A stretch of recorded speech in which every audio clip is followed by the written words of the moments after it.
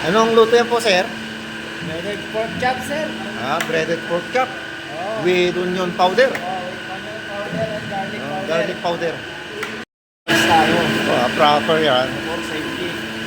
Yan ang proper. Oh, proper talaga. Tapos, ikutin mo ng dalawa. Paikutin mo dalawa, tapos tatlo, ganun. Tapos, yan.